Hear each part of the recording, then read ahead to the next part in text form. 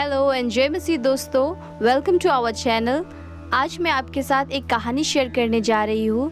हालांकि ये कहानी आप सभी ने सुना होगा, फिर भी आज इस कहानी को मैं दूसरे रूप में प्रेजेंट करने जा रही हूँ। कहानी का टाइटल है एक राजा और उसकी 4 बीवियाँ। तो बने रहे हमारे साथ इस वीडियो के अंत तक। एक समय की बात है, एक राजा था और उसकी 4 बीवियाँ थी। एक दिन राजा बहुत बीमार पड़ गया और वो मरने के कगार पर था, पर वो बहुत डर रहा था क्योंकि वो जानता था कि मरने के बाद तो वो अकेला पड़ जाएगा। तो उसने अपनी चौथी बीवी को बुलाया जिससे वो बहुत प्यार करता था और हमेशा अपनी चौथी बीवी के लिए महंगे तोहफे लाया करता था।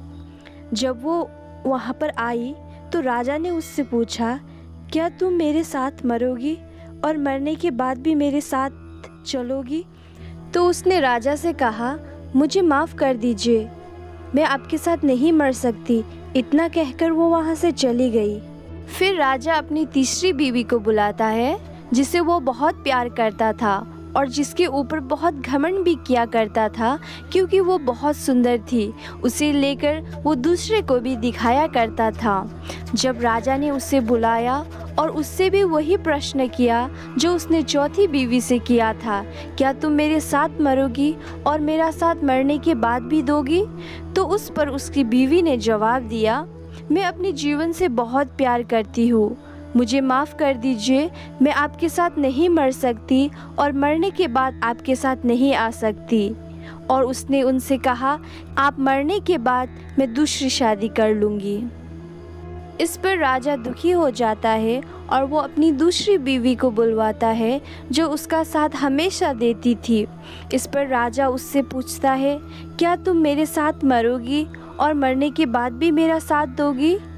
तो राजा की दूसरी बीवी जवाब देती है कि मुझे माफ़ कर दीजिए, इस बार मैं आपकी कोई मदद नहीं कर सकती, पर मैं आपका साथ मृत्यु तक दूंगी, उसके बाद क्रियाक्रम तक भी मैं आपके साथ रहूंगी। और इतना कहकर वो चली जाती है। तब राजा के कानों में एक आवाज़ सुनाई देती है जो उसकी पहली बीवी की थी। वो उससे कहती है, मैं आपका साथ कभी नहीं छोड़ूंगी और मरने के बाद भी आपका साथ दूंगी। तब राजा उसे देखता है और शर्मिंदगी महसूस करते हुए यह कहता है कि मुझे माफ़ कर दो, क्योंकि जब तक मैं स्वस्थ था मैंने तुम्हें कभी प्यार नहीं किया और मैंने तुम्हारी कभी परवाह नहीं की, मैंने हमेशा तुम्हें नज़रअंदाज किया। तो हम इस कहानी से यह सीख सकते हैं कि पुरुष हो या स्त्री, हमारी 4 बीवियाँ हैं। चौथी बीवी शरीर, जिसे हम महंगे महंगे कपड़ों से और ज्वेलरी से सजाना पसंद करते हैं, पर हमारा शरीर हमारा साथ मृत्यु तक ही देता है, उसके बाद नहीं। और हमारी तीसरी बीवी है हमारी धन दौलत और हमारी ख्वाहिशें, जिसे पाने के लिए हम अपना सारा समय लगा देते हैं, पर यह भी हमारा अंत तक साथ नहीं देता। हमारे मृत्यु के बाद इससे कोई और ले जाता है और इसका हकदार कोई और हो जाता है। और फिर हमारी दूसरी बीवी है हमारे परिवार और हमारे दोस्त, जिन पर हम बहुत भरोसा करते हैं, जो हमेशा हमारे साथ देते हैं, पर यह भी हमारे मृत्यु तक ही साथ दे सकते हैं, यानी हमारे क्रियाक्रम तक, उसके बाद नहीं।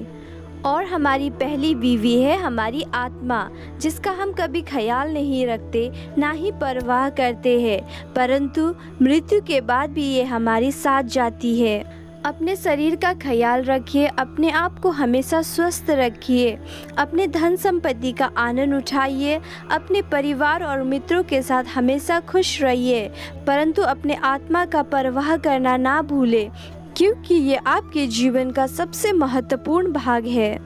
तो इस कहानी से हमने ये जाना कि हमारे अंत तक साथ देने वाला हमारा आत्मा है, जिसे हमें सबसे ज़्यादा ध्यान देना चाहिए। और आज के इस वीडियो में हम जानेंगे कि हमें आत्मा का ख्याल कैसे रखना चाहिए। जैसे कि हम सभी जानते हैं कि आत्मा अमर है और जब हम मर जाते हैं तो हमारा आत्मा या तो स्वर्ग जाता है या नर्क। और जाहिर सी बात है कि कोई नर्क तो जाना ना चाहेगा, इसलिए आत्मा का ख्याल कैसे करे ताकि वो स्वर्ग जा सके? आइए जानते हैं। धर्मशास्त्र कहता है कि हर मनुष्य पापी है, इसलिए परमेश्वर से दूर हो गया है और हमारे सृष्टिकर्ता हमसे ज़्यादा प्रेम करने के कारण बाइबल कहती है रोमी 5:8 में, परंतु परमेश्वर हम पर अपनी प्रेम की भलाई इस रीति से प्रकट करता है कि जब हम पापी ही थे तभी यीशु हमारे लिए मरे। अब आप सोच रहे होंगे कि हमसे प्रेम करने और हमारे लिए मरने में क्या लॉजिक है।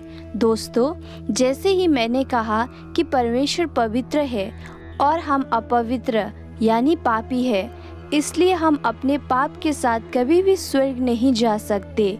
तो अब हम क्या करें जिससे हमारा पाप हमेशा के लिए धुल जाए और हमारी आत्मा नरक जाने से बच जाए? हमें साधारण सा काम करना चाहिए और वो है हमारे सृष्टिकर्ता परमेश्वर के महान बलिदान को विश्वास करना चाहिए। बाइबल कहती है यूहन्ना 3:16 में, परमेश्वर ने संसार से ऐसा प्रेम किया कि उसने अपने एकमात्र पुत्र को दे दिया, जो कोई उस पर विश्वास करे वो नाश ना हो परंतु अनंत जीवन पाए।